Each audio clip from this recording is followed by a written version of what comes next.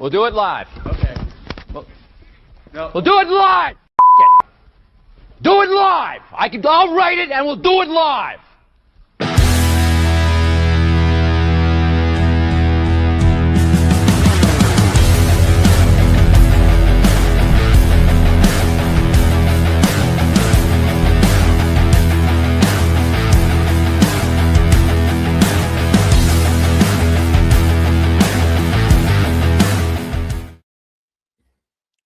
Oh, good evening to you, Dr. Jared Johnson. How you doing tonight? Good to see you. I'm doing great. It's Monday.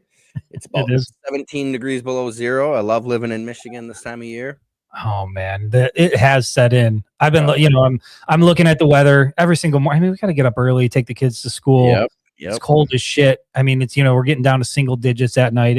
We are now in the thick of it. It's going to be around for a minute, and it's part of the deal when you're a Midwesterner living in the great state of Michigan. Good to see you, Matt Kirby. Good to see you, Penny. Matt Kirby, how about coming through in comments from Facebook and YouTube? He's got both bases covered. I did put the YouTube link out there on Facebook just in case we drop the Facebook stream, which has happened now a couple of times. I don't want to leave anybody stranded. Jared, before we click the live button here, I feel like you and I just ran through an entire podcast here. Me again on my soapbox, being the grumpy old boomer complaining about the college football playoff and just the general state of college football. I have a feeling we might dip our toe back into that as the show goes on. But let's start with Sherrone Moore's press conference today. Sherrone Moore met with the media, stepped to the podium, and gave a couple of updates here. I'm only going to really stick to the key ones. He didn't have anything definitive to say about Michigan running back Justice Haynes. He's still working through something. Jared, you know what the routine is when it comes to the Michigan injuries. Yeah. So you're never going to know anything until game day comes and somebody's suited up and they're actually on the field. So no update on Justice Haynes. Sherrone Moore did indicate that Rod Moore could be back. Medical redshirt for a 6th year? Is that what we're looking at here? Yeah, it's incredible.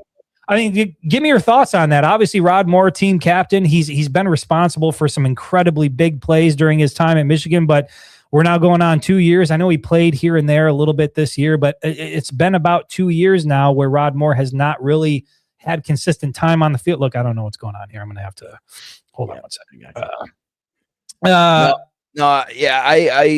You and I have talked about this. First of all, I got to answer a question. Mike Londo, sorry if I say that wrong. I got the hoodie at Dick's. He asked where I got my hoodie last week. So I've gone through a pretty serious knee injury, right? Tore my patella tendon. I was a basketball player, and it's mental, man. It's mental when you get back on that court or the field, and you remember that pain and you remember that experience. Like if you've never experienced a severe knee injury, it's something, man. And I think it's just in his head. He's not going to go to the NFL after this year, obviously, right? Didn't play. So bringing him back for that senior leadership, I don't hate one bit. Do I think that we're going to see Rod Moore consistently on a football field again? I don't. I really don't. But I don't hate him sticking around the program with his leadership, his mentorship. Maybe even, becoming a grad assistant and maybe getting into coaching. He's a great football player, cerebral, right? And very intelligent, makes great plays, consistently made great plays in big games. I mean, hell, he came back and played one game this year, had an interception, crossed the whole field and had an amazing interception. The kid knows football, right? He knows ball, as my kids say. So I don't hate him coming back and being a voice on that team, but I just, nothing against Rod Moore. And if this gets to him, I'm not saying anything bad about him, but I just think maybe it's in his head, man, because I've been there. You know what I'm saying? I've been there. I played ball for a little bit after I had my knee injury, and then it didn't feel right, man. It didn't feel natural. Nothing hurt. Just I knew that I was afraid every time I did something that, God, I'm going to do this again, and I mean, I'm a little bit older than Rod Moore, slightly, but considerably. But yeah, less athletic too. But it's just like anything else, man. The longer you go without doing it, the harder it is to get yourself back into it. And I'm sure he's putting in work in the practice facility and trying to keep his body up and where it needs to be in order to be able to compete. But look, regardless of whether or not he comes back and he's able to get on the field and he's able to get back to the Rod Moore we were all used to, I think that having him on the roster, in the locker room, part of this team. Certainly when you get guys like Rod Moore to be a part of things, it's never a bad idea. Same way I feel about guys like Max Bredesen, right? All those leaders, Mike Sainristills and Blake Corums and Aiden Hutchinsons and all those guys. The more guys like that you can have in the locker room, the better. So, here, fingers crossed that he's able to come back, because I think it would be great to see him in Ann Arbor for another year. And then how about this one, Jared? I thought that this was a really interesting nugget of information from Sherrone Moore. And listen, I'm going to give ourselves here a little bit of credit for it. I'm going to give the fans here a little bit of credit for it. We were sounding the alarm on it. Sherrone Moore today indicated that he is looking into bringing in a quarterbacks coach to help Bryce Underwood in his development. Now, I get it. There were some people who looked at it and said, why that? Like, okay, good, but why the hell is this just now happening? Like, why wasn't this done right when Bryce Underwood got here? It's worth reminding everybody that Chip Lindsey, in addition to being the offensive coordinator, he is the quarterbacks coach. He did work with Drake May at North Carolina. But Jared, you and I talked about this on the last live show that, Chip Lindsey is up in the booth on fall Saturdays, right? He's not down on the sideline with Bryce Underwood. And I don't think it could hurt to bring in somebody who is just an elite quarterbacks coach, and that's all they do. Jared, we talked about the potential of, I saw people bring up, could it be Devin Gardner? Could it be somebody this? Could it be somebody that? I don't care who it is, but I thought the way that you put this on the last live show was important, because we were talking about if you bring in a guy like Devin Gardner, he's got big opinions on things, right? He might feel a certain type of way about the offense or the way this play is being called or that play being called. How did you phrase it last week when we talked about this in terms of a guy like potentially Devin Gardner being a quarterback's coach? Yeah, so I got to do one more shout out on the comments. Oh God, I'm freezing up here. No, I think you're good. Okay, good. All right. So Jason Temple, 605. That's my 7th grade basketball coach. He lives in Florida now, I believe, but very influential guy in my career. Yeah, Jason Temple. That was when you peaked, right? 7th grade? That was pretty much it. He was also the in-school suspension teacher, so he saw me a lot on both fronts. He for sure got to know you well. Yeah. So he was like my teacher because I was always in trouble, and then he was my coach. So, but shout out to Jason Temple. He was a great influence in my life. I agree with you, man. I think it's got to be, just like I said last time when I was talking about the Buffalo Bills, right, with Josh Allen. They have a guy he's not an offensive dude. He doesn't call plays. He's not even. I don't even think when I was watching Hard Knocks, he was on the field really when they were practicing. It was after practice, he'd run through film and say, "Hey, all right, here's what you did on this play. Let's reenact it." Like, that was his job: mechanics, fundamentals, quarterback. And I think I hope that's what. Hope that's what Sherrone goes for. I don't, I don't know. I hope they take their time, right? I think the special teams coach, to me, I'm sure we'll talk about it later, but it wasn't the home run to me. It wasn't exciting. I don't know, but I hope they take their time on this, because this is an important position. It's our most important player. It's the guy that we need to see make a leap next year, the guy that you want to see be very successful next year and play sexy football. Sexy. I need sexy football. Jared, I can be honest. I cannot do another year of it might have been ugly, but a win is a win. Winning ugly is still winning. I don't want to hear it anymore. I want sexy football from the Michigan Wolverines in 2026. And if I don't get it, heads are going to roll. But yeah, I don't think there's any question that the expectation for Bryce Underwood is incredibly high. I will say it again. Anytime you're a player that signs that high of a lucrative, NIL deal, there's going to be a lot of attention on you. He was the number 1 prospect in the country. The expectation is that Bryce Underwood is going to live up to all of the hype. We got to see a little bit of it this year, but it was pretty inconsistent. And I think people sat back and said, like, wait a minute. We can see flashes of it, but we don't feel like he's progressing as quickly as we might have thought he would. A lot of people attributed that to the lack of having just a dedicated quarterback coach to help him. So Sherrone Moore is saying that that's something that he's looking at. And I think you're right, Jared. This isn't something that you can rush, because regardless of how you feel about the whole Bryce Underwood situation, this is what I'll say about that. This has to work. This isn't one of those situations where Bryce can come here and not live up to the expectation. If you're Sherrone Moore, if you're this coaching staff, if you're the University of Michigan, you have to make this work with Bryce Underwood. You have got to turn this kid into an elite playmaking quarterback at the collegiate level, because right now there is a narrative about the University of Michigan and the way they develop quarterbacks. Obviously, J.J. McCarthy became a first-round talent, and we saw what happened there. But generally speaking, there's a belief that Michigan doesn't know how to develop guys at the quarterback position. Hell, Bryce Underwood was a guy who was concerned about himself until he had that come to Jesus moment, and Sherrone Moore went all in, and long story short, they brought him to the University of Michigan.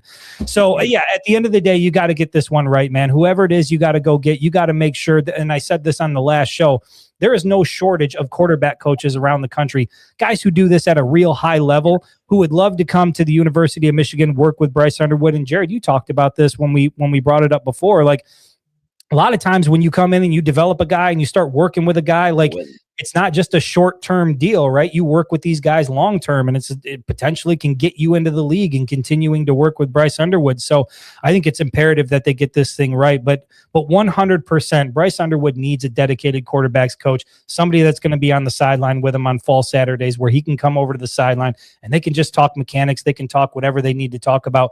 Leave Chip Lindsey up in the booth, and we talked about, maybe giving Chip Lindsey some control. But again, I'm going to take some credit for that, Jared, because we put it out there. Hell, Jake Butt agreed with the fact that they needed to bring in a quarterbacks coach, and now here we are on Monday, and Sherrone Moore is confirming that is in the plan. I will say one thing, because I'm with you. Michigan is either proving or disproving this theory right now that they can't develop quarterbacks. And you're right. If we screw up this generational talent, which we called him ourselves, we as in the coaching staff at Michigan said, this is a guy we can't miss on. We got to get him. He's generational. And if he comes here and amounts to nothing, you ain't getting a quarterback for years. But I will say, I went back and I think I shared it with you. I shared Dante Moore, his freshman, right? He was at UCLA.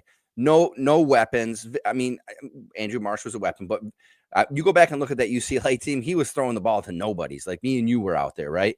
Wow. I wouldn't call myself nobody here as a wide receiver. I did play wide receiver at high school. I was also a free safety. 5'9". How the hell? 5'11", borderline 6 foot. Okay, come on.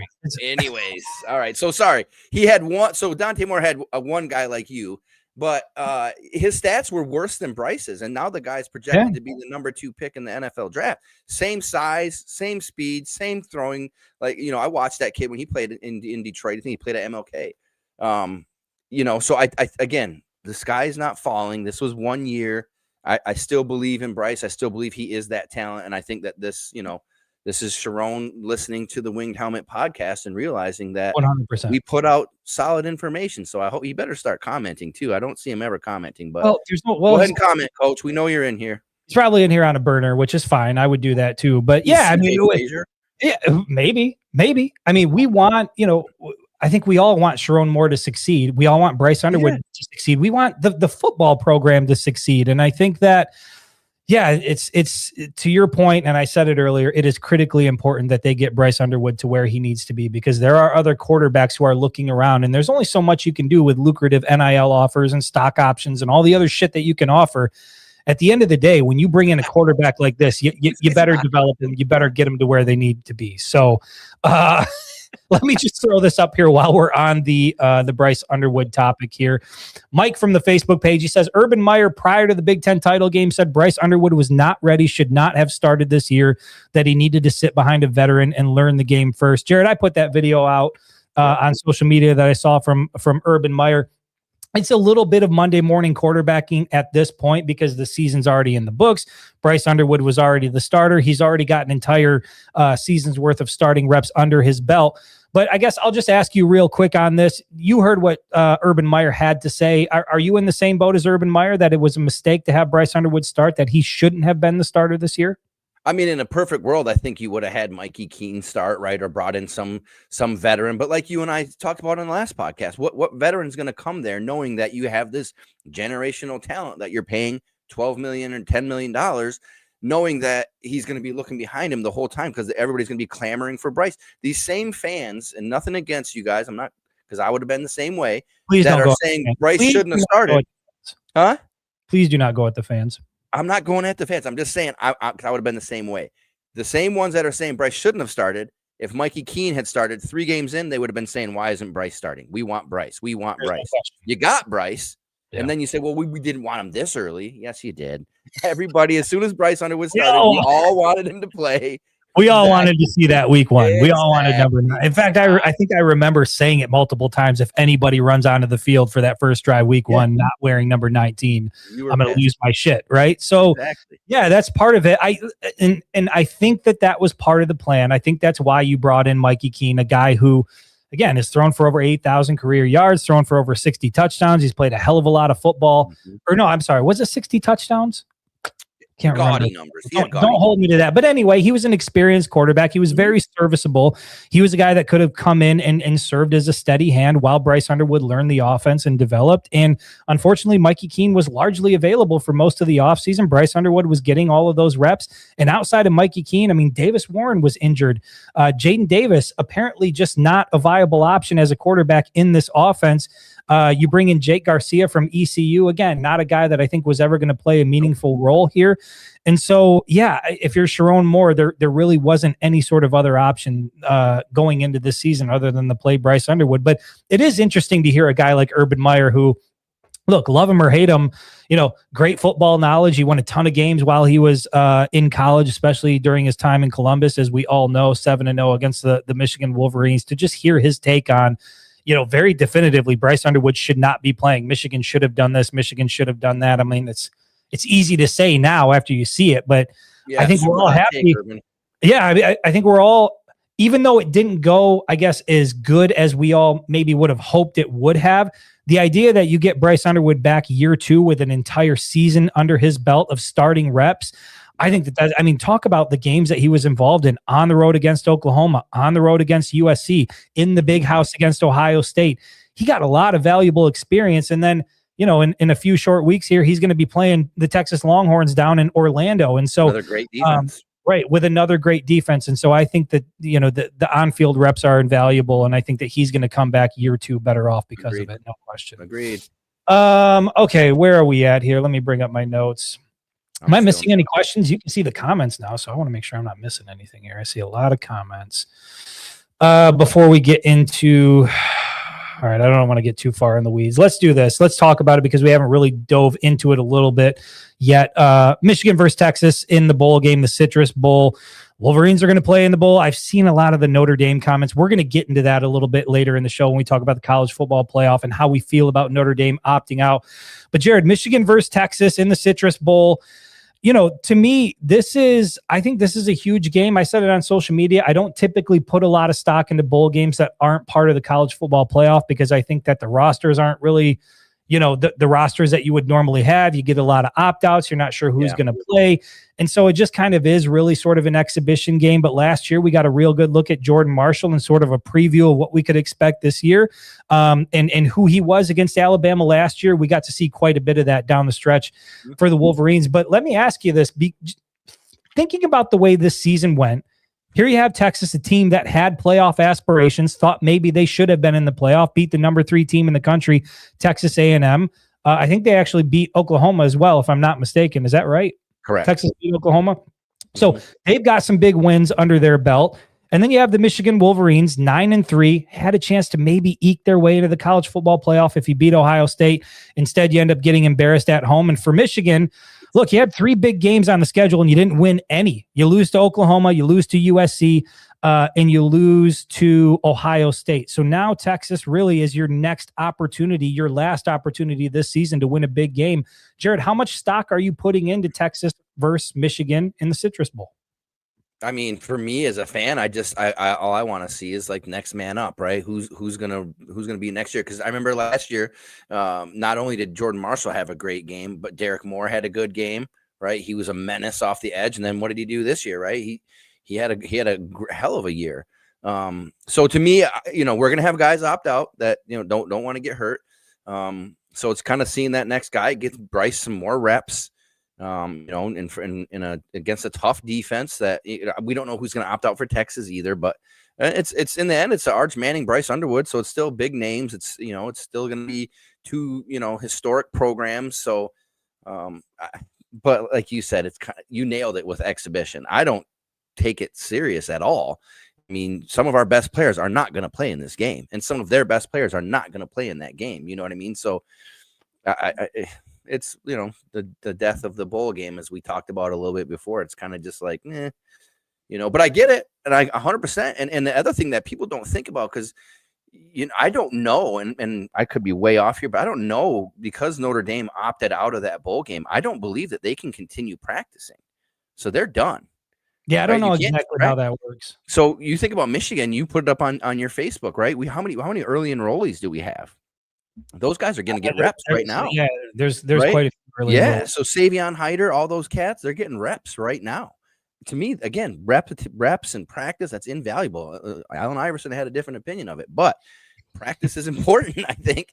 And so you get those kids in there early. You know what I mean? And if one of the fans can look for me, I don't want to look at my phone while we're doing this, but I don't believe that Notre Dame gets to practice anymore. Their season's done. If you can't force these kids to come in and practice if you're not playing a game. So yeah, I like that, especially for the early enrollees. And then again, you get to see who's up next, I guess. I don't know. Yeah. I think Michigan's going to win. Who knows? I mean, we can't even do a score prediction until we find out who's going to be in and out, right? We've got some comments on it. Harold Pohl from the Facebook page says, and no expectation to this game as a fan here. Defensive line is trash. Offense is subpar. So I'm meh here. I think that was what he was saying. Matt Kirby is saying exactly. It's extra practice. Hang with the boys. Bowl gear. It's all good. You got to get that bowl gear. I mean, get the swag. They get some serious swag. That's true. That's true. As a fan, I don't really have much interest in bowl gear outside of Pasadena and the Rose Bowl. When I went there, Jared, I was going to say, you're literally wearing a Rose Bowl shirt. It was real dangerous. Anything that had a rose on it, I had to get my hands on. So I was buying. Yes, I spent a lot of money at the swag shops there in Pasadena. CJ Frazier says no one takes it seriously, but the fans will still hold it against Sherrone more if they lose. That's kind of where I'm at here, is that it just feels like it's okay. So maybe we're going to do the Notre Dame thing. Maybe we'll try to circle back to the Notre Dame thing, because I don't know if this part leads into what I wanted to talk about. But if you are Sherrone Moore and you're going into this game against Texas, it does feel like it is very high risk with very little reward in terms of what the public perception is going to be. Now, I don't think Sherrone Moore puts a lot of stock into public perception in terms of why he makes certain decisions. No. But Jared, do you sort of view it that way? Like, if Michigan goes out and beats Texas, okay, cool. Like, you beat Texas, you finished on a high note, you got to 10 wins, it's improvement. Like, I think fans will be okay with it. But if you lose this game against Texas, doesn't it really turn up the heat significantly on you if you're Sherrone Moore? And let me throw this in for extra credit. Let me ask you this. How would you react if Sherrone Moore took the same path that you saw from Notre Dame? If he just said, you know what? We were playing for a college football playoff. We thought if we beat Oklahoma, we were going to get in. It didn't work out. We're just going to rest our guys up, get ready for next year and make a run at the championship. How would you react to it? How do you think fans would react to it?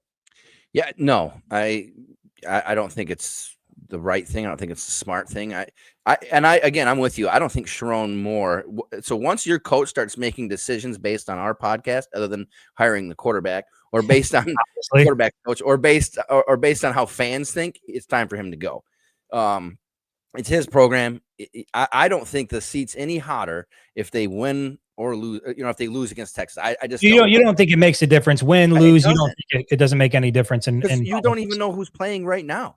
Imagine this game is going on in 23 days. How can he even build a blueprint or a game plan when you don't even know who the hell's playing right now, right? Like, I mean, that defense was senior laden, right? They were loaded with seniors. I mean, you're talking 5-6 seniors aren't going to play on that defense more than likely. Well, and you're not really sure who's going to enter the portal either. I mean, I know we like to think that all of the Michigan guys are going to want to stay because they're Michigan men and Michigan is Michigan, but we've already seen 2 guys enter the portal, an offensive lineman, and I think a long snapper just entered the portal. So it hasn't been anything too significant, but you are going to see, and look, I'm not going to speculate because I hate doing that on what guys I think will enter the portal. But I think if you take a look at the way this season played out, some of these guys on the roster, it seems like you're going to see some relatively well-known names enter the transfer portal here in the coming weeks. Yep, because there's some freshmen from this class that'll be sophomores next year. They're going to take their spots, I believe. I think we're going to go out and get some people in the portal. But back to that question, I think it's it sets a terrible precedent. We were talking beforehand, right? Like, and I get it. It's kind of becoming a business now in college football. But like as a player, I just wanted to play ball. You offer me another game as a player, I'm gonna go play. And then I've seen on social media a bunch of places, and people are talking about, what about the guy that's not gonna make the NFL? That his last game just was last. You didn't even tell him. You know what I mean? Like, and maybe they did vote on this Notre Dame as a team. Which if they did, I still don't understand it. I just always wanted to play ball, right? Like, you get out there, you're on TV. They were playing BYU. They're slated to play BYU, which is a good team. Pop-Tart Bowl, yeah, it's a good team. Now the bowl name is cheesy as hell, but it's another team that probably feels they got screwed by the college football playoff committee. So if I'm Notre Dame, if I'm Marcus Freeman, if I'm the head coach, I'm gonna say, listen, fellas, we feel like we got slighted. Let's go out and beat the shit out of BYU and prove to the college football playoff that they picked the wrong team. Right, that we should have been in there, right? And it doesn't get you anything, but I think that's just to me, it's nothing against Marcus Freeman, but I think it's a leadership thing, man. Like, when do you let the players vote on whether they're going to play football? You're the head coach, bro. Yeah, you make that decision. To me, you make that decision. That's not what a leader does. You don't go to you know what I mean? I don't go. When I was in the Army, I didn't say, let's round up privates. Let's vote on whether we're going to go do this or not. No, we're going to go do this, and you're going to follow me. This is how we're doing it. I think it's just, I think and this was a large portion of our conversation before we went live, was I think it's just a sign of where we are at in college football. And you actually made a really interesting point about this, because we haven't, I don't know, we haven't gone down the college football playoff thing yet, but you made an interesting point about this, that maybe they should do what they were doing out in Vegas. And we have all these bowl games. If you're still trying to preserve, these bowl games carrying meaning, and you want a team like Notre Dame to participate, and you don't want all these teams opting out that feel like, well, damn it, we should have been in the college football playoff. Maybe you make it financially worth them in, potentially risking their health to go and play an extra, what amounts to be an exhibition football game. Jared, you said what, like $2 million, $3 million to the team that wins it? That's what Michigan just won in the Players Era Bowl, right, or tournament in Vegas, right? Pay them. I hate $2 million to the winning team, $1 million to the losing team, because they're getting so much in sponsorships at these games. You know what I mean? Like, you can't tell me that because I think they pay the teams as it is anyways. They pay the school, so pay the kids. Why not? We're in a new era. Pay them. I know. Money solves everything, Chris. People say it's the root of all evil. I don't believe that. Well, yeah, You having a bad day, Chris? You want me to send you 10 grand? You have a good day now. See, good day. Look, you're already smiling. You're happy. Everything. I will say that money does improve everything, but it feels like it's ruining the sport that I love so damn dearly. The fact that we're college football, it improves everything. College football. Incentivizing a team like Notre Dame to go play in a bowl game by like offering them $2 or $3 million I don't know, man. Again, to your point and what you said, whatever happened to like playing for the love of the game, playing for the love of the sport, playing because you love football? No, that ends in high school now. Yeah. Let's talk about the college football playoffs, since we are on it now. We're talking about opt-outs. I am curious, obviously Michigan not in the college football playoff for a second consecutive year. But Jared, we saw the final, the final bracket come out yesterday. And I think that there is just a lot of confusion about how all this works. And, we're talking about opt-outs for guys that are not making the college football playoff, but the teams that did make the college football playoff, let me just run down this for a minute here, because Alabama makes the college football playoff despite losing in the conference championship game, getting dominated in the conference championship game by Georgia. But BYU, who also played in the Big 12 championship game, they lose to Texas Tech. It's their only loss of the season, twice to Texas Tech. They go down to 2 losses. They get booted out of the college football playoff. So here you have Alabama, 3 losses on the season, don't win your conference championship, but you stay in the college football playoff. BYU, 2 losses on the season, you play in your conference championship, you get booted out. Notre Dame somehow ranked ahead of Miami for like the last 5 weeks. They don't play this last weekend, and then the college football playoff committee just decides to swap them. I think that's probably a big part of why you're seeing Notre Dame's fan base pissed off, because for weeks they were ranked ahead of Miami. It didn't make sense because Miami won the head-to-head. But at the end of the day, there was something about what the committee saw in Notre Dame that led them to believe Notre Dame should be ranked higher than Miami until the final vote where they decided to swap it after neither team had played. So I don't think that makes any sense. You have neither team from the ACC conference championship. So we're supposed to believe that conference championships matter, right? Yet neither team from the ACC conference championship game made the playoff. But an ACC team did make the college football playoff. That's Miami. They didn't participate in the conference championship. So that doesn't make sense to me. JMU, James Madison on the road at Oregon. We're putting in these group of 5 teams. You've got Notre Dame out. You've got BYU out, but you've got James Madison in the first round going on the road to play Oregon. I just don't think that makes any sense. I get it. You've got to, under the current rules, you've got to involve the group of 5 teams. Jared, you and I have talked about it. I don't think group of 5 should have anything to do with the college football playoff. I think they should go and do their own sort of playoff system, maybe for a chance to win a national championship that way, because no group of 5 team is ever going to win a national championship under this current format. And then I think I had one more bullet here. Let me see. What you mentioned Tulane too, right? Tulane's in the same category. So you got JMU and Tulane taking up 2 college football playoff spots. I guess. And what teams are we talking about? We're talking about Notre Dame and BYU, right? Notre Dame and BYU. Yeah, right. And you can't tell me Madison and Tulane out. Notre Dame, BYU, and I don't think anybody's upset anymore. Well, now you have 12 good teams. Tulane and James Madison are upset. Huh? Tulane and James Madison are upset. Yeah, but who gives a shit? Name me one player on their team. Name me one player right now. Nobody knows. I can't. Nobody knows and nobody cares, and they're both going to get railroaded in the first round. And so, so I want the best 12 teams, period. And I get it. Then we're going to say, well, what about the 13th team? And somebody showed here because our fans are so good. Bama had some quality wins, man. They had some great wins. Yeah, I mean, Georgia being one of them. Yeah, they beat Georgia. They beat Vanderbilt. They beat. It was up. Somebody said it, but thank you. But so to me, I don't know, And then when you get down, it was weird how they flip-flopped Notre Dame and Miami. Like, I'm with you on that. Why weren't they flipped the whole time? Because then all of a sudden you go in that room and you go, oh shit, Miami did beat Notre Dame. Did you forget that? Like, you forgot about that for weeks, and all of a sudden you're like, oh God, we can't put them in over that. But imagine if you had put Notre Dame in. What would Miami fans say? We beat them. Right. How are they in?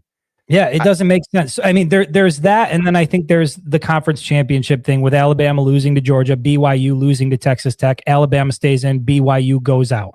So there doesn't seem to be a lot of rhyme or reason. And Jared, when it comes to the conference championship, like, I think where all this is headed, and this is primarily what we were talking about before we clicked the live button, is like, do you even want to play in a conference championship game at this point? Like, if you're a team that's in the college football playoff hunt, what is the incentive? You talk about dropping out of bowl games because there's no incentive to play in it. If you're a playoff team, why do you want to go play in your conference championship game if you're going to risk, in the conference championship, you're going to play a legitimate opponent. And if you lose that game, you risk maybe the playoff committee will hold it against you. Maybe they won't. I guess it depends on if you're part of the Big 12 or you're part of the SEC. There's too much unknown. It just feels like a lot of things with college football. There are no guardrails. There are no like hard and fast rules that fans can rely on, and they know exactly how it works. It's all so subjective. The transfer portal, NIL, the way the playoff works, how a team gets in versus how that team gets in. None of it makes sense. And it really seems like we're going to a place now where they're going to expand the college football playoff, eliminate conference championship games, and you're probably going to see some of these other bowl games go away. And I don't know if that's a good thing or a bad thing for college football. I mean, Jared, when you look at kind of where this thing is trending, we know that playoff expansion is coming, right? It's definitely not going to stop and end with 12 teams. I don't know if it goes to 16. Does it go to 24? Does it go to 32? I don't know where it stops, but it sure as hell isn't going to stop at 12. And so when you think about that and where all this is headed, given the current state of things, I mean, how do you feel about that? The potential that maybe conference championships are going to go away. The playoffs going to be expanded, and you won't get the Pop-Tart Bowl. You won't get the Cheez-It Bowl, or you won't get the Meineke Car Care Bowl or any of that other shit. Like, do you like a world where maybe it's a 24-team playoff field and that's it? You don't have any of these other bullshit bowl games. 24 is way too much, man. I'm sorry. Just because that 24th ranked team is not running through that gauntlet. I'm sorry. It ain't happening. They might upset a few teams here and there. It's college football. You're going to get some upsets. But they got to consistently beat good teams for 3 weeks, 4 weeks in a row. It ain't happening, man. It just isn't happening. I think the biggest issue is, like I said, they guaranteed these spots to JMU and Tulane. As a fan, I don't give a shit about if they're not good enough to be in it. You're not good enough to be in it, period. I don't care about any of that. Again, if you add Notre Dame and BYU back to this, that's a deep 12-team playoff. I think if you add Notre Dame and BYU back in, everybody's fine. There's no complaining. Yeah, everybody's fine. It's good, right? Like Oregon's gonna slaughter JMU. That's gonna be what it is. And JMU, maybe they sneak out a win, but they're not winning the next one. It's not gonna happen. Now, the other thing is Ohio State went and proved that there's no point to a conference championship last year, right? They weren't in it. Right. And they came back and did what? They won the whole damn thing. So there's no point to it. They proved that. But they also proved that sometimes a conference is good enough to take a team, Miami, that didn't play in the conference championship. No, I don't think Miami's going to win it all. I really don't. But, Ohio State just proved that last year, that just because you didn't win your conference championship or you didn't even play in it doesn't mean you're not one of the best teams in the country. So I think, man, 24 is just too much to me. You think watering it down. You're watering it down to the point like. Well, yeah, you think about what you're watering down, though. One of the things that made college football such a phenomenal sport was how important the regular season was. Like, remember back in the day, and it wasn't all that long ago, but when you took the field week 1, it was like you were already in playoff mode. Yeah. You knew going into the season when the ball kicked off. I mean, some teams couldn't afford to lose once. We lost to Appalachian State. Remember that? That was it. You lose once and your season is over. And I think that was part of why everybody was glued to the TV and so heavily invested in what is the greatest regular season of any sport that we ever had, because every game was so damn meaningful in college football. And now you look at the way things are. Has it, is it completely gone away? No, because there's still a ton of value. You can really only afford to lose 2 games. Unless you're Alabama or you're in the SEC, you can really only afford to lose 2 games if you want to get in the college football playoff. But yeah, man, you expand this thing to 24 or 32 teams, you're going to see a massive devaluing of the regular season, massive devaluing of the conference championships. And at that point, you just have a product where the athletes aren't as good as the NFL, but it's kind of set up like the NFL. And then at that point, like, why not just watch the NFL? That's the biggest problem I have, is it just feels like we wanted to make these changes to like improve the game. And when I say we, the dickheads who are running everything at the top, it seemed like this was all in an effort to improve things, but I don't feel like the college football product is improving. I don't feel like it's heading in a great place. It just feels like the things that made it special, primarily the importance of the regular season, is really starting to go away and be watered down. And for what? So that you can include more teams into a college football playoff, to your point, Jared, that have absolutely no chance of running through a 24 team playoff field. They have zero chance. JMU is not making it through a 12-team playoff. I mean, look at the way that people talked about Ohio State last year, the gauntlet that the Buckeyes had to go through as like the 8th seed, right? You played Tennessee, you played Texas, you played Notre Dame. Like, that was a tough road, Oregon, to a national championship.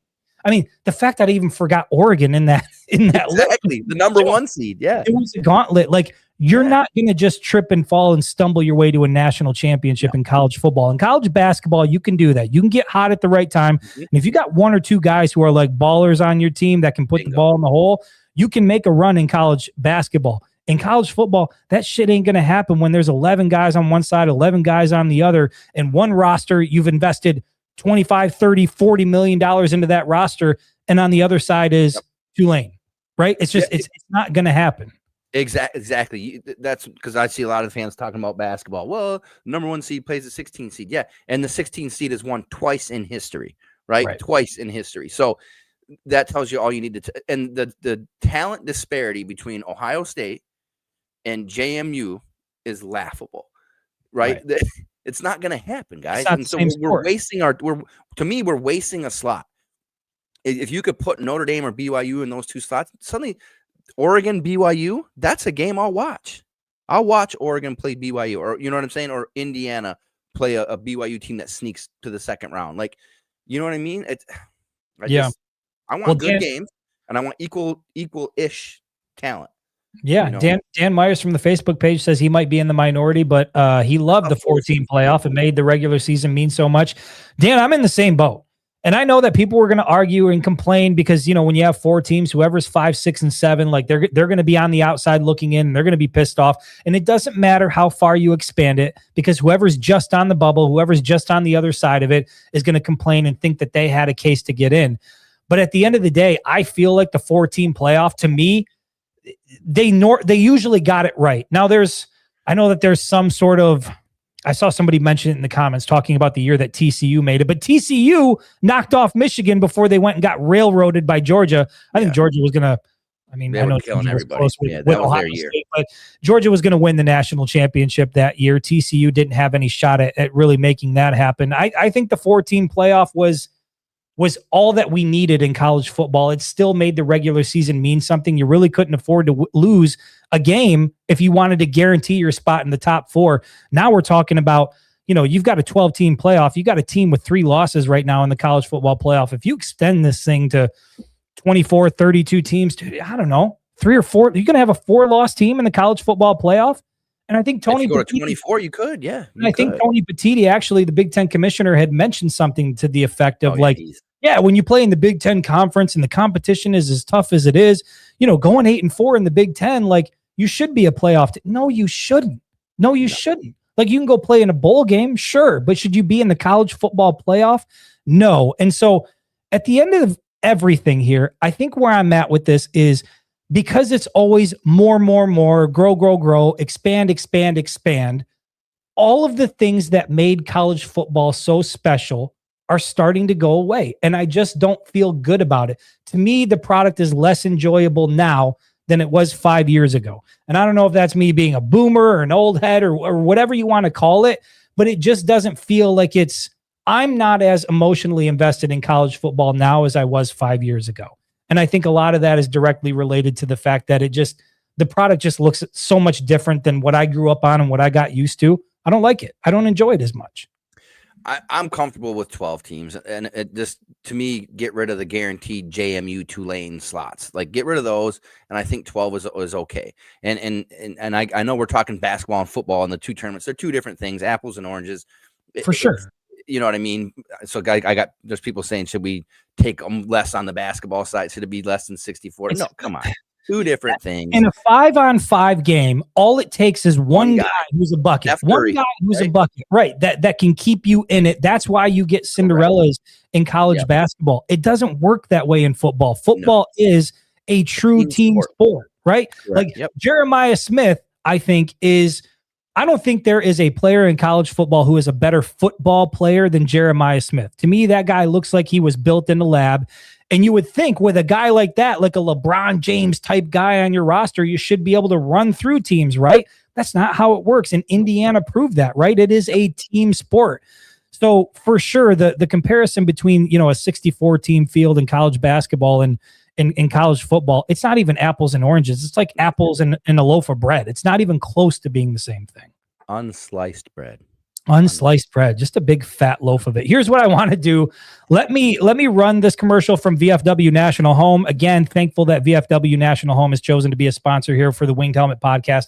I am going to run this commercial, and then we are going to come back, and I'm going to start going through the comments, and we're going to start pulling things from you guys and things that you've said here, topics, questions. We'll start going through all of those things here on the other side of this word from VFW National Home. Story takes us to Eaton Rapids, Michigan. Eaton Rapids is the site of the Veterans of Foreign Wars home. The home has been in existence since 1925 and is a fully equipped community. When I was 10 years old, we had some unfortunate things happen in my family, and we ended up being homeless. My mother's friend told her about a place called the VFW National Home. It was the first time that I had real stability in my childhood. Very few people outside of the state of Michigan understand that this is a place where veterans from all over the United States can go and get help that they need.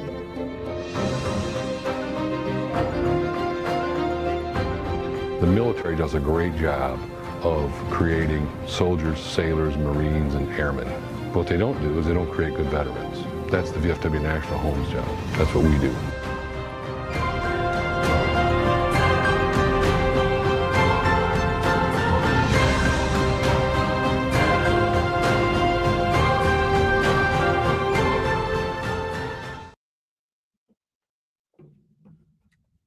All right. Once again, thankful to VFW National Home for being a sponsor here. Jared, I'm going to try to go through some of the comments here, some of the questions, because I've seen a lot of things come through, but it's really hard. As you know, it's hard for me to keep track. It's hard for me to stay up to date on all this stuff because they do come in fast and furious. Did you see anything that I might have missed? Any timestamps?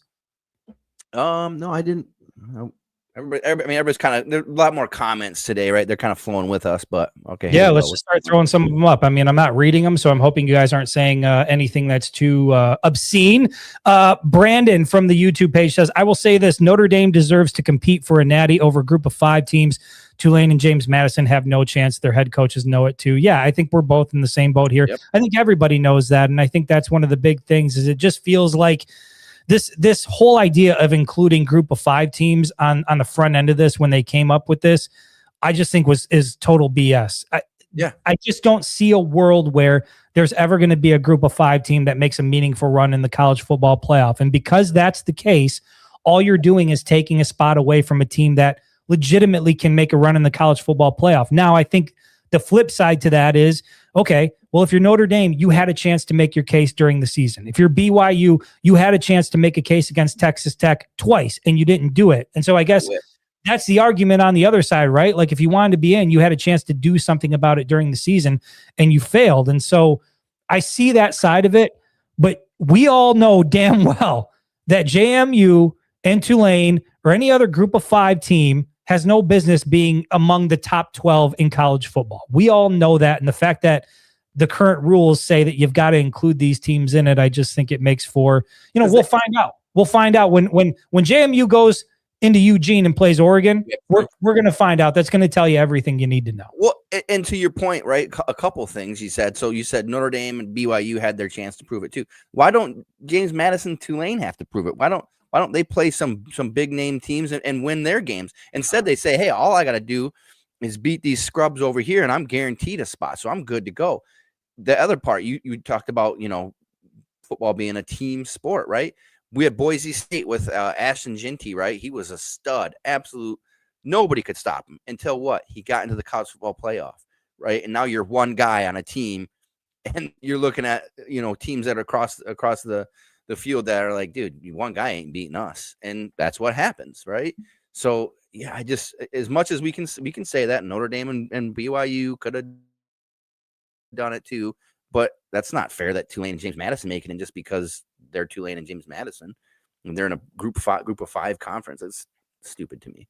Yeah, and I think this kind of goes along with what you're saying here. Larry McCall from the YouTube page, he says the biggest problem with putting these teams in the playoff is the conferences have too many teams, and that makes for not enough common opponents. Yeah, it's just, again, I don't know how you sit in a room and you start making these decisions about who should be in, who shouldn't be in, especially when you get on the fringes and you're talking about teams that have some losses. It just doesn't seem like there's much consistency. And if you look at the dialogue surrounding, listen to Nick Saban, listen to some of these other analysts that are out there. Nobody has really any idea why they're making decisions the way that they are. And so it's this big mystery thing. And it's all based on a ranking system that you see play out throughout the season. It starts with an AP poll at the beginning of the year. There's a lot of people that say you shouldn't even be doing preseason polls because we haven't even seen these teams play. Like, let's wait until we get into the season, right? And so I just think that there are a lot of things that could seriously be improved for college football in order to make the end of this something to where it's not an argument every single year. But Jared, maybe that's by design. Everybody's talking about it. Everybody's debating it. Everybody's thinking about it. The college football playoff is like a hot topic right now, for better or worse. Maybe that's by design, right? It's going to draw ratings. There's going to be a lot of people, whether or not we think they will or not. I know I'm going to tune into JMU Oregon because I want to see exactly how bad it's going to go. Now I might end up tuning out early, but I'm real intrigued to see how that one's going to go. So they probably had BYU and Notre Dame in, and then some guy in the committee said, "Hold on, now what if we take them out and we put Bama and Miami in?" Like, hell yeah, that makes no sense. People will hate it. Let's do it. And then here we are talking about it. Yeah, CJ Frazier from the Facebook page, he says the amount of teams in each conference is too much. Same thing. To the point that in some cases, in some conferences, ACC, you don't even get the best teams in the conference. We were talking about that, right? Yeah, yep. That's a huge issue. The one team from the ACC that made the college football playoff didn't even play in the conference championship. The two teams that did play in the conference championship did not make the college football playoff. So again, like, how much meaning is there in a conference championship? I mean, you certainly couldn't put 7-5 Duke, right, in the college football playoff. So the ACC was a disaster. Dwayne Jones from the Facebook page. He said you could also go undefeated and have zero chance to win a championship.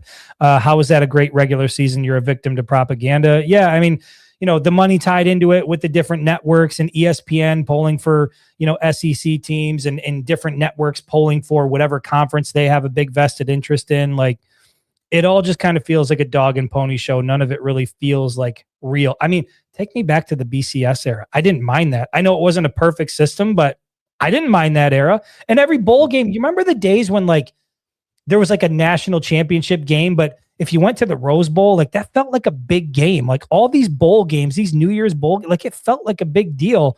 I didn't necessarily mind that era. No, now, yeah. Now they don't mean shit. Nobody cares. If it's not the college football playoff, nobody gives a shit. Yeah, well, and things have happened, right? We watched Jake Butt get hurt in a bowl game that he should have never played in, and he talked about it, right? He said the only thing that didn't screw him is his parents were smart enough to get insurance on him. He fell from a potential second round pick to the third round, I believe, and that cost him millions. So I get it. Mark Merwin from the Facebook page says Larry Ellison and Dave Portnoy got to pay Curt Cignetti $200 million over 8 to 10 years. Pay the coach first, then pay the players. Otherwise, the players won't respect the coach. Cignetti is that guy. Look, Mark, I don't know about the whole first part of that, but the last part you said, Cignetti is that guy. Cignetti is that guy. I love a crazy bastard head coach, and Cignetti is almost 70 though, isn't he? I don't know. I don't know. He seems like the kind of guy that's going to live till he's like 120 and probably coach till he's 110. Love him though.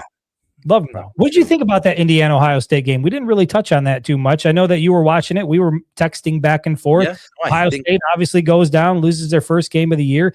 Was there a part of you that felt like when you watched the way Indiana was able to get to Julian Sayin? We talked about it before the Ohio State game in Ann Arbor. We said, look, the top priority is you got to get to Julian Sayin. You got to rattle him. You got to make him feel uncomfortable.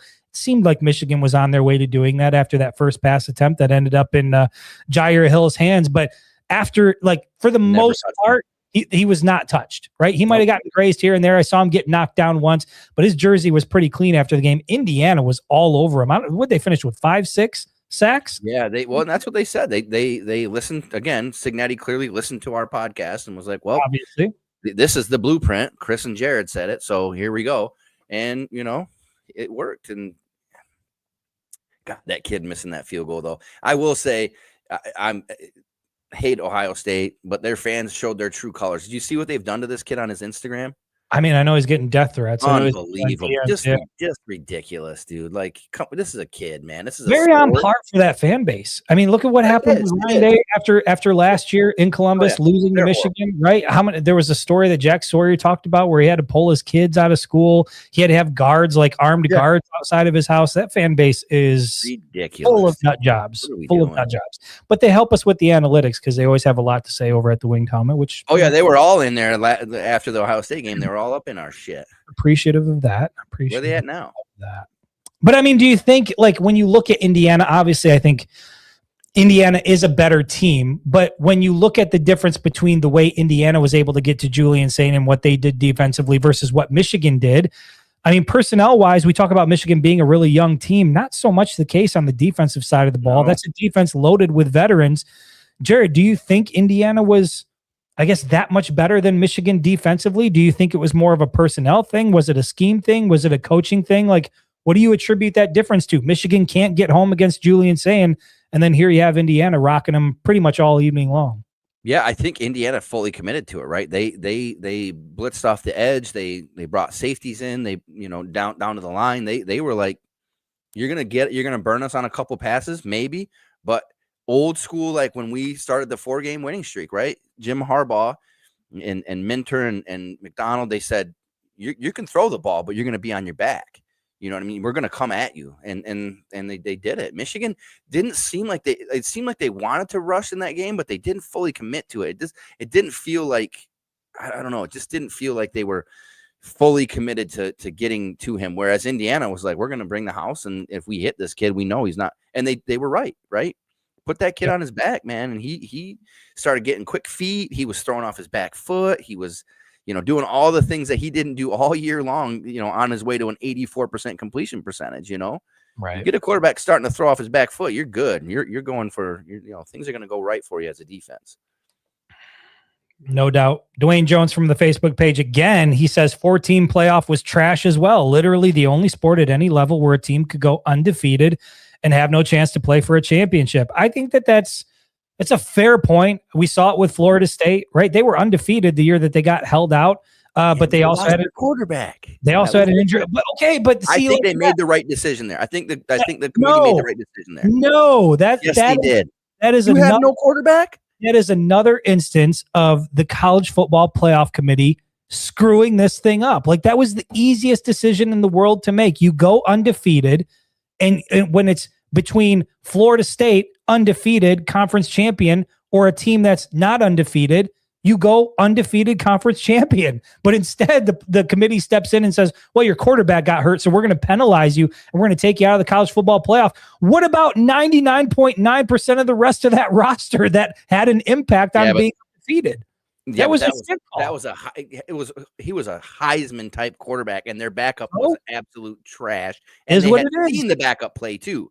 It wasn't like he got hurt the last game. That backup had played, and they looked like a vastly different Now team. we got to analyze the health of each roster before. I mean, how much of that goes in a 4-team? In a 4-team, you had to. I think you did. In a 4-team, you had to. Now, insanity. Now, granted, they sat a lot of players, but that Florida State team also went and got whipped 63-3 by Georgia. Well, at that point, they didn't give a shit. At that point, it was just saying, like, dude, your roster's like that bad that even the backup 63-3. Come on. Listen, even though I agree with Dwayne Jones there, I'm still taking the 4-team playoff. I was fine with it until Michigan would have been on the wrong end of getting screwed. I was fine. Yeah, there you go. Who got in over Florida State that year? Who got in over them that year? Wasn't it Bama? Yeah, I think it was. And did Bama win the national championship? I don't remember exactly. I'd have to go back and look at it. But yeah, I mean, that doesn't feel right. But then when I look at, the Big Ten's proposed, somebody had put out, I think it was Ross Dellinger, had put out a 24-team bracket based on what the Big Ten is proposing, because the Big Ten Conference is pushing a 24 bracket. Michigan would have been in the college football playoff this year under the current rankings in a 24-team bracket. Guess what? I still don't want it, even though that was the year we won. Even though it means Michigan would have been in the college football playoff, I still don't want it. So, yeah, right. That was Bama got in over Florida State and played Michigan. And we barely beat them, right? So I think Bama was probably the second best team in that. It was Michigan, Washington, Texas, Bama. Maybe Florida was more deserving. You think so? State, yeah. Yes, I do. When you're undefeated conference champion, I think you're more deserving. So Alabama had one loss, Texas had one loss. Both of them had a stronger strength of schedule than Florida State, and they had their starting quarterbacks. Doesn't matter. You had one conference champion undefeated versus teams that had lost a game.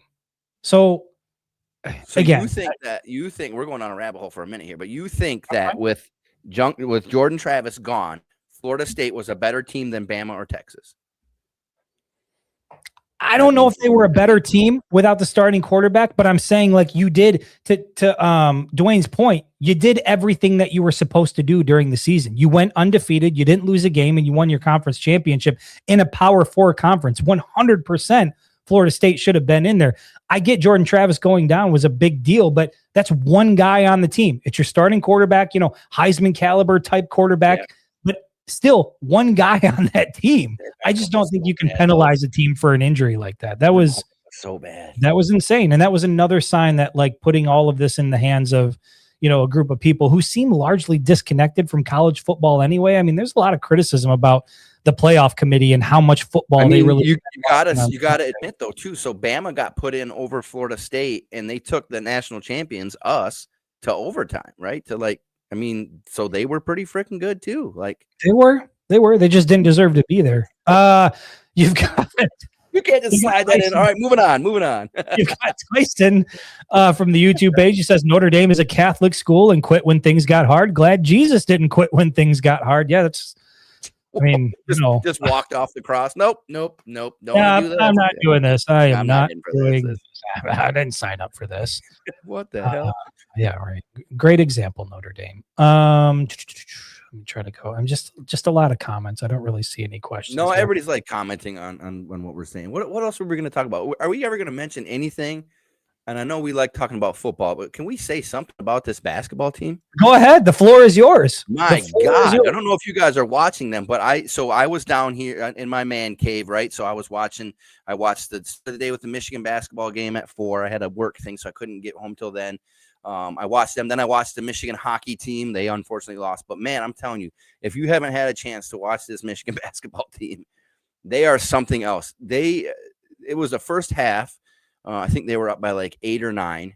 I went upstairs. My daughter needed something. I made some food, whatever, grabbed a drink, came downstairs. They're up 22. Like what? They are incredible. The defense is insane. They got that 7'4" kid in the middle. They rebound immediately outlet. So you want to watch something sexy, Chris? Watch this team. Oh, I watched. It was you watched it, dude. They are incredible. Brand of basketball. There's no question about it. And I mean, they've scored 100 points in a game, 3 consecutive games now for the first time since 1989. Somebody brought it up, like what happened with Michigan basketball in 1989. Like they look like a team of destiny. But to bring it back, if I could, I mean, I'll let you go on for the basketball thing as long as you want. But to bring it back to college football. For as good as this Michigan basketball team is, for as dominant as they are, they could still get into a 64-team playoff bracket and lose to a smaller school like Tulane or whatever the hell it is because one guy on Tulane just decides to go off for 40 that day. And Michigan doesn't shoot the ball that well. Like that's the game of basketball. So that's why it is apples to oranges. You're never going to get a Cinderella under any college football playoff format. You can have 4, you can have 12, you can have 16, you can have 24, 32. You can let as many teams as you want in. JMU is never going to run the table and win a conference. 4, you don't even have a Cinderella, right? Because there's only 4 teams. Well, you had TCU in a 4-team playoff. I guess they were kind of, they were Cinderella. Right? Leave it to Michigan to be the one. We proved that you can't win 2 by giving them 1. Michigan's fault for giving credit to that whole Cinderella thing, actually, now that I think about it. Damn it.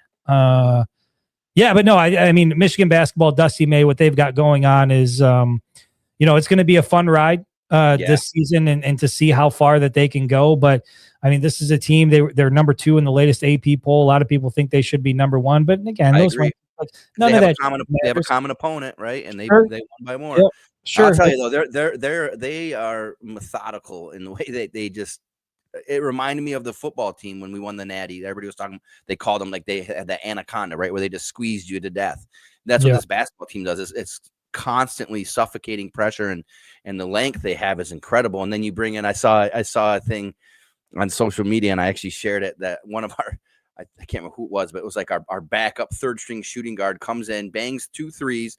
Talks shit, gets a tech, and leaves. Like, who are these guys? Like, everybody on the team is good, and everybody, they bring in the backups and they still score. So it's, I mean, I'm a basketball guy. Like some guy said, I just missed making the NBA, but yeah, I mean, they're impressive. Look, I don't know what it is. I'm not trying to be I'm going through. I don't know how many comments are in here. There's probably 400 comments in here. I'm not trying. You got to ask a question. That's a comment. And maybe I missed it. He says they don't like us YouTube people, Seth from the YouTube page. And then I'm guessing Mr. Jones agreed with it. I was thinking the same thing, or we're not saying things that they agree with. I can assure you, I don't have any bias. I'm not some sort of committee in here with a bias to Facebook.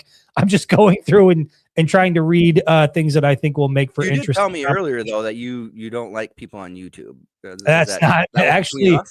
Actually, I'm hoping that most of the audience will move to YouTube, just so that we can, we can try to monetize this thing, and then we don't have to ask you guys for any money. Like that's just YouTube money that's coming in. It certainly wouldn't hurt to grow that audience. But no, I don't have any bias against the bald people stuck together. Let me try. Well, I'm not quite there. Tony asked me a question earlier in the comments, and I'll answer it. So he asked me if I was going to take the. Was it YouTube or Facebook? It was Facebook, but I'm sorry. God. Here we go again. He asked me if I was going to take the points for JMU against Oregon. It's 21.5. No, I'm not taking the points. I think Oregon beats them by more than 21.5. Here we go. We got a YouTube said Notre Dame should just join the ACC or the Big Ten. How would you feel about Notre Dame coming into the Big Ten conference? Do you think Notre Dame is more of a Big Ten or an ACC program? So they're in the ACC for hoops and stuff, right? Yeah.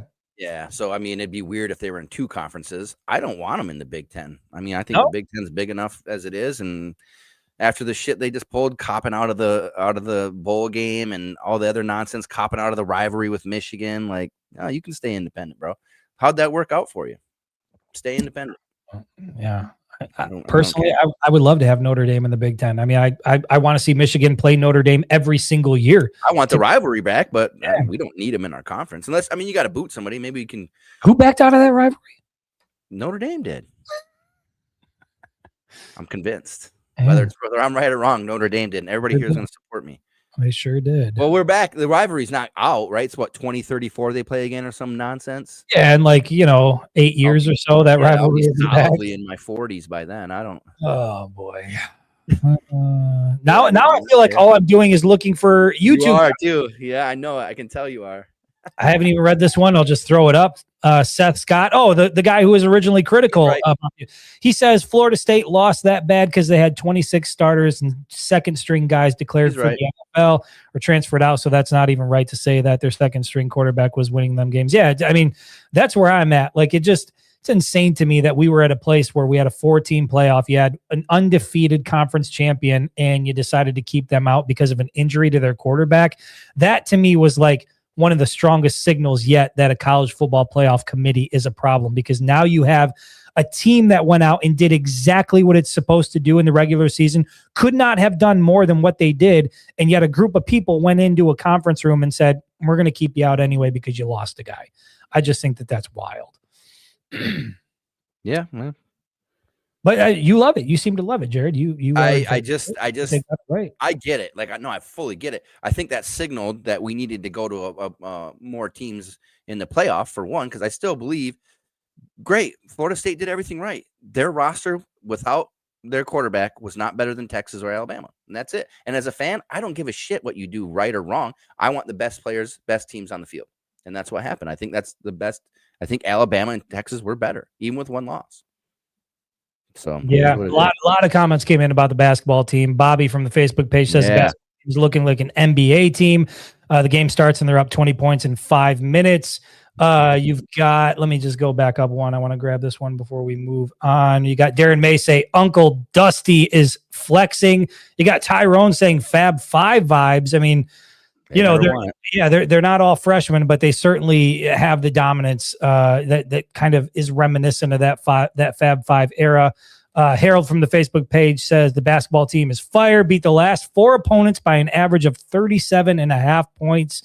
I mean, they certainly are cooking. They just look like they're playing basketball on a different level. And we talk about the downsides of college athletics and all the money that's tied into it and yada yada yada, but this is one area where working out pretty well for the Michigan basketball program, because they have been able to assemble one hell of a squad this year. So credit to them, credit to Dusty May. There's no question. They're doing their thing. It's just a little bit too early for me to be emotionally invested into what's going on with basketball. I'm still kind of in that football mode a little bit. Yeah, no, I hear you. It's a longer season basketball, right? You can lose a longer season. Yes. Yeah. Well, I did see the regular season. Just you don't got to live and die by what happens on a Monday night against Rutgers. I did see something that blew my mind though. Ken Pom just came out and they're favored in every single game the rest of the year, which is incredible. I've never seen that. And I mean, they're favored in East Lansing against the Michigan State team that's pretty decent. They're like 63%. They're favored against Purdue, who's a decent team that just got whipped. But yeah, they're favored in every game. I mean, they're not. There's no way they go undefeated. They're like we've talked about. Basketball is a fickle sport. You have a cold night, it could be it. But they seem to be able to pivot. You know what I mean? They seem to be able, like this game against Rutgers. They started shooting 1 for 7 from 3, but they just clamped on defense, right? Like, hey, we're not hitting shots. We're just going to clamp down on defense and they seem to have every ability to pivot to a different facet of the game and dominate. It's pretty impressive to watch. I mean, in a lot of ways, they kind of feel inevitable, right? It feels like even if they start slow, it's the same way that we've talked about Bryce Underwood. It just it feels inevitable that when it tips off, Michigan's going to find a way to come out to a dominant win, and then usually you see that start to come to fruition not long into the game, and then certainly in the second half they really clamp down. And look, they might think I'm giving Dwayne Jones special treatment here, but he just keeps putting in things that are like sticking out as I'm reading through it. Dwayne Jones from the Facebook page, he says the assumption that there would be 0 upsets in football playoffs is unrealistic. I think what you're referring to is Jared and I talking about how the group of 5 teams have 0 chance. I mean, Dwayne, they ain't winning it. Right? I'm sorry, you ain't going through. You ain't winning. What you said, Ohio State was an 8 seed. Ohio State was 8 seed, had to go through Tennessee, had to go through Oregon, had to go through Texas, and had to go through Notre Dame. There is not a scenario on this planet or in this universe where James Madison's going to go through Georgia, Ohio State, Oregon, Texas. I mean, that's not going to happen. And so is it possible we could see a first round upset? Yeah. I mean, maybe, but you get into the second round, like that's going to be a pretty short-lived thing. And then you get to the real question of, well, what's the point? Like if it's just so that these teams can feel good or be able to say that they participated or get some cool team gear that has the playoff logo on it. Like if that's why you're doing it, then okay, fine, whatever. But if the goal of the college football playoff, which my understanding has been the goal from the very beginning, which is to put the best 12 teams in or the best 4 teams or the best, 24 teams or whatever that bracket is, if the goal is to get the best amount of teams into that playoff bracket, you can't be putting group of 5 teams in there because there's not a chance that JMU could make it through Texas's schedule and be a playoff team. You have to take that into consideration as well. I think the best thing is just take the group of 4, Power 4, you have them have their own college football playoff, their own national championship. Take group of 5 and you have them have their own playoff and national championship. And then at least that way, if you're a group of 5 team, you have some hope at winning a championship. You're never going to win one in the college football playoff era. Never. Unless you get some batshit crazy investor like a Cody Campbell with Texas Tech who's infatuated with Tulane and wants to put $5 million into the football program, $10 million. I mean, what do you think it would take to make Tulane competitive? Like legitimately competitive? I think you're going to spend 25 to 30 million, just like every other roster. I think you're going to have to compete. You got to compete with. I mean, you might have to pay the kids even more because you're right, because it's Tulane to get right. I don't know where the hell Tulane even is. Going to exactly. Nobody knows where it is. I think it's in Louisiana. Where's James Madison? It's out east. I don't know, somewhere in the DC area. I don't know. Directions. It's in the very United States. Level. In the United States. Somewhere over there. Bottom line is nobody knows where they are. Nobody cares where they are. No. And even if you had a big investor willing to pour $40 million into the football program, like it's going to be hard to get guys to go out there because it's still there's no guarantee that you're going to be able to pull it off. That though too, like even if you look at what Texas Tech did. Like not only did they put 30 to 40 million in the roster, but how much did they put into the facilities out there? I mean, you're talking about like million. Right. You're talking millions and millions, hundreds of millions of dollars to get this place to a point where they could attract NFL level talent and get to where they're at now. I just don't see any scenario where that's ever going to be possible. Is in New Orleans. Is it in New Orleans? Yeah, you might be able to sell some kids on that. Yes, Louisiana. There you go. So I was right about that. Yeah. Right. And then JMU's in Virginia. Okay. Virginia. All right. I knew it was out east. Nobody wants to go to Virginia. Nobody wants to go. Sorry to Virginia people on the pod. Oh, Matt Kirby says Facebook people are better than the YouTube people. Oh. I'm always going to have a soft spot for Facebook. That was where Winged Helmet started. Matt Kirby always getting badass photos. Like the game ended and he's on the court just shooting hoops and stuff. I don't know who this guy is. But I don't know who. I don't know how he's so plugged in, but he's plugged in. He's a shaker and mover somehow. Pretty impressive. Tyrone Gardner from the Facebook page says, are we going to get Devin Gardner to be the quarterback's coach? Tyrone, we talked about that earlier in the show. I think Jared and I are in the same boat that even though we think Devin Gardner is more than capable of being a quarterback's coach, especially at the University of Michigan, Devin Gardner is also an analyst. He's also a guy who has, him and Jake Butt, they do a phenomenal podcast where they break things down. And Jared, the last time we talked about this, the only downside to having Devin Gardner as your quarterback's coach, and again, we're speculating on this. We're just trying to think out loud. Devin Gardner is a guy that has big opinions on things, right? Whether it be Sherrone Moore, whether it be what they're doing on the offense. It seems like it would be difficult for Devin to come in and just strictly be a quarterback's coach and not feel like he wants to give his opinion on the offense and how Michigan should be approaching things. And I think that's when we think about quarterback coach for Bryce Underwood, Jared, the way you put it on our last show, I thought was just perfect. Like, you just want a guy who's only focused on the mechanics, who's focused on exactly what Bryce Underwood is doing. You don't want a guy who's interested in all the other shit that's going on with the offense. You just want somebody working on Bryce Underwood. Yeah, no, I fully agree. Like, I think that's just that's what he needs, right? Let the offense be the offense, and I agree with you that I think Devin Gardner just wouldn't be able to not interject into that. Great dude.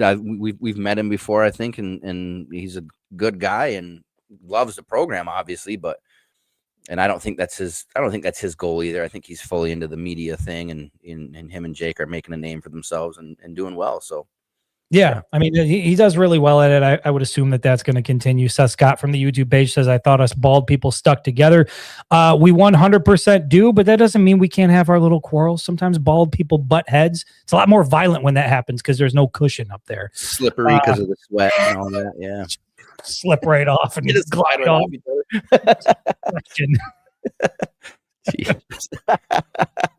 I was bringing my kids home from school, and my son looked at me and he was asking me something about LeBron James. He's like, Dad, he's like, is LeBron James bald? Like, kind of like you? He's like, I don't mean that as an insult. And I'm like, I don't take it as an insult.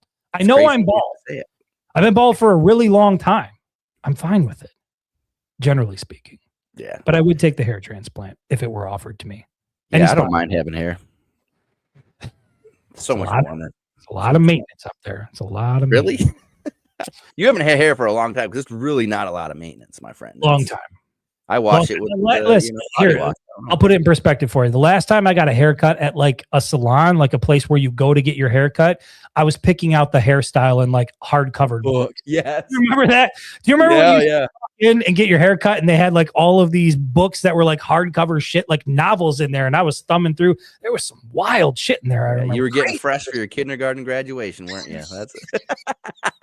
That's the last time you had a haircut. I went bald in 3rd grade. That was when everything went down. When I became the man of the house. All right. Once again, we are losing cabin pressure. I'm not really seeing anything. Rico says the Florida State conversation's 2 years too late. I get it, but we're talking about the college football playoff.